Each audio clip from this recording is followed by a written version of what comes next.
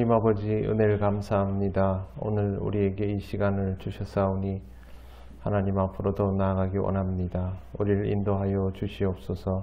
예수님 이름으로 기도드립니다. 아멘. 찬송가 365장 하나님께 찬양드립니다. 마음속에 근심 있는 사람 주 예수 앞에 달뢰어라. 슬픈 마음 있을 때에라도 주 예수께 아뢰라. 주 예수 앞에 달뢰어라. 주리의 친구니 무엇이나 근심하지 말고 주 예수께 아뢰라. 눈물 나며 깊은 한숨 쉴 때 주 예수 앞에 달뢰어라. 은밀한 죄 내게 있더라도 주 예수께 아뢰라. 주 예수 앞에 달뢰어라. 주리의 친구니 무엇이나 근심하지 말고 주 예수께 아뢰라. 괴로움과 두려움 있을 때 주 예수 앞에 달뢰어라. 내일 일을 염려하지 말고 주 예수께 아뢰라. 주 예수 앞에 달뢰어라. 주리의 친구니 무엇이나 근심하지 말고 주 예수께 아뢰라. 죽음 앞에 겁을 내는 자여 주 예수 앞에 달뢰어라. 하늘나라 바라보는 자여 주 예수께 아뢰라. 주 예수 앞에 달뢰어라. 주리의 친구니 무엇이나 근심하지 말고 주 예수께 아뢰라. 하나님 말씀 사무엘하 24장 11절에서 17절입니다. 한 절씩 교독하겠습니다. 다윗이 아침에 일어날 때 여호와의 말씀이 다윗의 선견자 된 선지자 갓에게 임하여 이르시되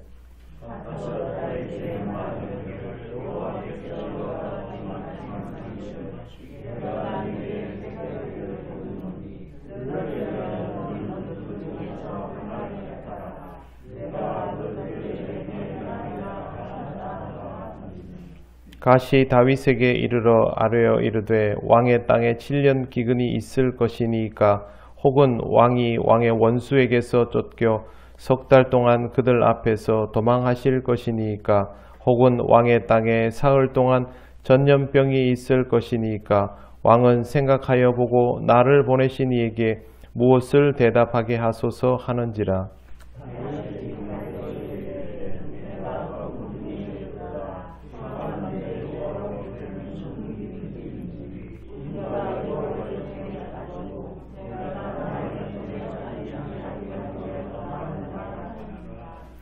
이에 여호와께서 그 아침부터 정하신 때까지 전염병을 이스라엘에게 내리시니 단에서부터 브엘세바까지 백성의 죽은 자가 7만 명이라.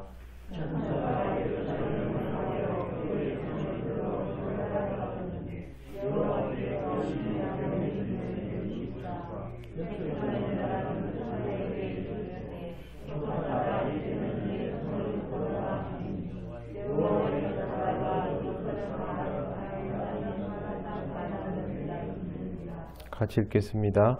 다윗이 백성을 치는 천사를 보고 곧 여호와께 아뢰어 이르되 나는 범죄하였고 악을 행하였거니와 이 양 무리는 무엇을 행하였나이까?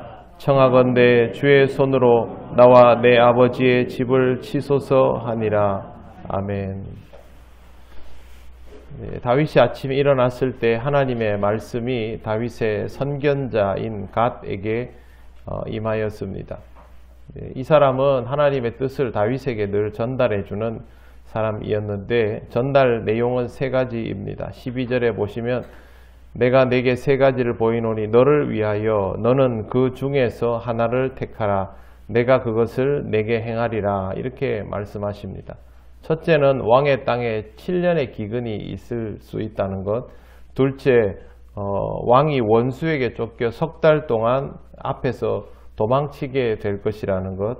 셋째는 사흘 동안 전염병이 있을 것이라는 것. 이 중에서 선택하라고 하는 것입니다. 세 가지 중에 가벼운 것은 하나도 없습니다. 나라에 7년 기근이 들면 나라 전체가 황폐화되는 것은 말할 것도 없고 이것은 결국 다윗의 통치가 붕괴되는 일이 될 수 있습니다. 두 번째, 석 달 동안 원수에게 쫓겨다니는 것은 다윗에게 전력이 있는 일입니다. 이미 도망치는 것에 대해서는 치가 떨리는 사람이 다윗 아니겠습니까? 그렇기 때문에 이것도 전혀 달갑지 않고 3일의 전염병 역시 두려운 일입니다. 지금 같은 의료시설이나 방역 시스템이 갖추어져 있지 않은 상황에서 그런 일이 발생한다면 국가 전체가 순식간에 타격을 입을 것이 자명하기 때문입니다. 여기에 나오는 전염병은 과거에는 온역으로 번역이 되었는데 흑사병인 것으로 해석을 합니다. 흑사병이 중세시대에 큰 사망자를 내었지만 이전에도 한 번씩 주기적으로 흑사병이 창궐했던 적이 있기 때문에 이 시대에도 얼마든지 가능한 일이었습니다. 다윗은 이 일로 엄청난 스트레스를 받고 결국에는 이렇게 합니다. 14절에 보시면 다윗이 갓에게 이르되 내가 고통 중에 있도다. 청하건대 여호와께서는 긍휼이 크시니 우리가 여호와의 손에 빠지고 내가 사람의 손에 빠지지 아니하기를 원하노라 하는지라. 무슨 뜻이냐 하면요, 다윗은 이 상황에도 벌을 받지 않았으면 좋겠다라는 의견을 피력하고 있습니다. 여호와의 손에 빠진다라는 말은 나라 전체가 기근이 드는 것과 전염병이 드는 것은 사람이 어찌할 수 있는 부분이 아니지 않습니까? 그래서 이걸 여호와의 손에 빠지지 않기를, 즉 기근이 들지 않고 전염병이 들지 않기를 이고 사람의 손에 빠진다라는 말은 원수한테 쫓기지 않기를. 그러니까 다윗은 이 중에 아무것도 벌받고 싶지 않다는 말이죠. 어떻게든 좀 좋게 봐주셔가지고 내가 잘못한 줄 아니까 그냥 좀 넘어가 주시면 안 되겠습니까? 라고 하는 것입니다. 그런데 이 말은 무시되었습니다. 15절에 보시면 이에 여호와께서 그 아침부터 정하신 때까지 전염병을 이스라엘에게 내리시니 단에서 브엘세바까지 백성의 죽은 자가 7만 명이라. 이게 숫자가 3일 만에 7만 명이 죽었다고 되어 있습니다. 그래서 그냥 이렇게 봐서는 체감이 잘 되지 않기 때문에 비유를 해서 계산을 해보면 추정입니다. 장정 130만 명의 병력을 동원할 수 있지 않습니까? 과거 출애굽 시대에 60만 장정이었습니다. 그 정도면 대략 200만 명 내외라고 보는데 지금 이스라엘의 국민의 숫자는 최소 300만 이상인 것으로 추정해 볼 수 있습니다. 그러면 이 인구 중에 약 3%, 4% 정도가 죽은 것이 되는데 통영 시민으로 계산해 보니까 대충 한 4,000명 정도? 4,000명 정도가 이 도시에서 3일 만에 죽어나간다고 생각을 해 보십시오. 그러면 누구든지 한 명씩은 다 걸리게 되는 겁니다. 가까이에 있는 사람이든 가족이든 내 옆집 사람이든. 그러면 이 상황에서 옆집에 누군가가, 내 바로 옆에 있는 누군가가 죽어나가는 것을 3일 동안 보게 되기 때문에 이러면 거의 생지옥 수준입니다. 숫자 7만 명 그러면 별로 체감을 못할 것 같지만 지금 이 상황에도 사람들이 공포에 질리는 것을 보면 과거 흑사병이 창궐했을 때 지옥과 같았다라고 표현하는 것이 전혀 무리가 아닙니다. 그런데 16절 말씀을 보면 천사가 이렇게 막 죽이면서도 손을 멈추지 않고 있다라는 것을 볼 수 있습니다. 거기에는 이렇게 되어 있습니다. 천사가 예루살렘을 향하여 그의 손을 들어 멸하려 하더니, 사람들은 그냥 전염병이 막 퍼져나가면서 죽는 것으로 받아들이지만 이 모든 광경들이 이미 하나님께서 다윗에게 알려주신 부분이기 때문에 다윗은 하나님의 사자가 이 지경들을 넓혀가면서 막 치고 이제는 본격적으로 예루살렘을 치려 하는 그 상황에 이르렀음을 알았습니다. 그냥 처음부터 내가 몇만 명을 칠 것이다, 이게 아니고 하나님이 그 기한 안에 정말 완전히 다 밀어버릴 생각을 하고 계신다는 것을 알게 되었기 때문에 그때 다윗이 17절 보십시오.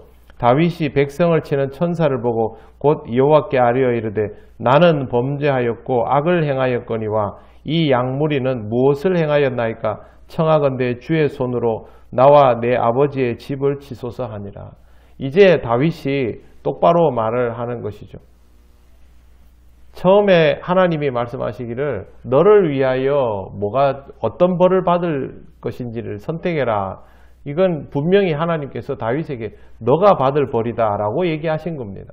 그럼에도 불구하고 다윗은 벌 안 받으려고 하고 있다가 자기가 다스리고 아끼는 백성이 막 죽어나가는 것을 보니까 이제 늦게 하는 말이 자기와 자기 집을 치라고 하고, 백성이 무슨 죄가 있습니까?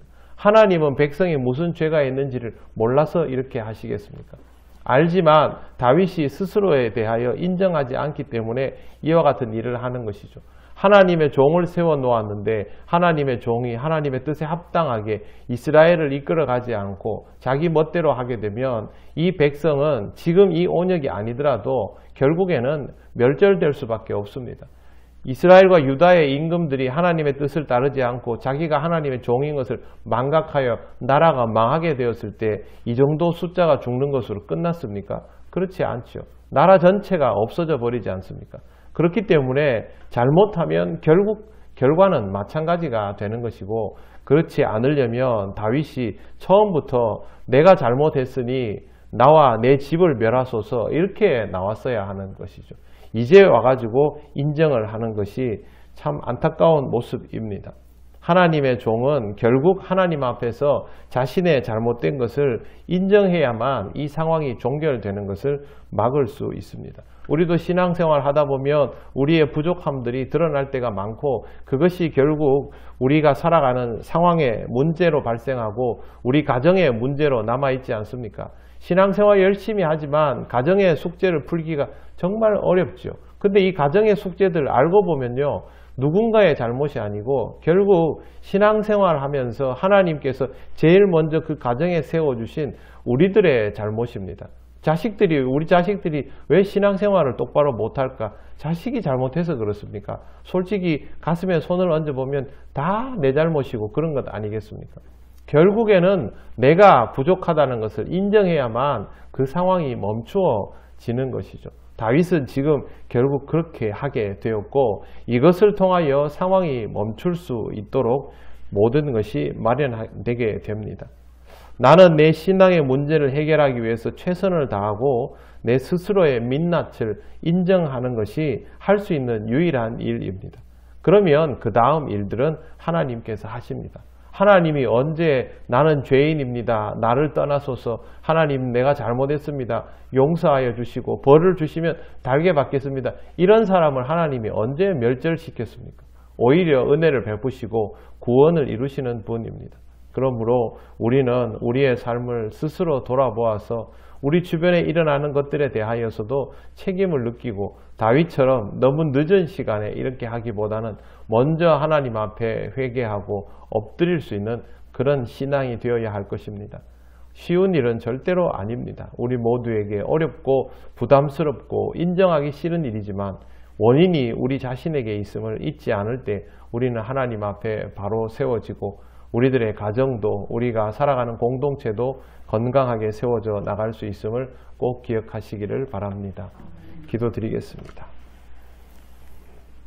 하나님 감사합니다. 이 말씀을 보며 우리의 모습과 똑같은 다윗을 보게 하심을 감사합니다. 우리의 믿음을 잘 깨닫게 하시고 하나님 앞에 먼저 인정하는 자 되게 하셔서 우리에게 일어난 모든 일들에 대한 책임을 느끼며 하나님 앞에 더욱 엎드리는 심령이 되게 하여 주옵소서. 우리의 신앙이 건강하여지면 우리 모두의 가정이 또 우리 교회가 더욱 건강하여질 줄 믿사오니 하나님 앞에 참회하고 통회하는 심령으로 살아가는 우리에게 또 우리 모두의 가정에게 은혜를 베풀어 주시옵소서. 오늘도 우리 통영교회 모든 가정들이 주님의 은혜로 살아가게 되기를 간절히 원하오며 예수님 이름으로 기도드립니다. 아멘. 하늘에 계신 우리 아버지, 아버지의 이름을 거룩하게 하시며 아버지의 나라가 오게 하시며 아버지의 뜻이 하늘에서와 같이 땅에서도 이루어지게 하소서. 오늘 우리에게 일용할 양식을 주시고 우리가 우리에게 잘못한 사람을 용서하여 준 것 같이 우리 죄를 용서하여 주시고 우리를 시험에 빠지지 않게 하시고 악에서 구하소서. 나라와 권능과 영광이 영원히 아버지의 것입니다. 아멘.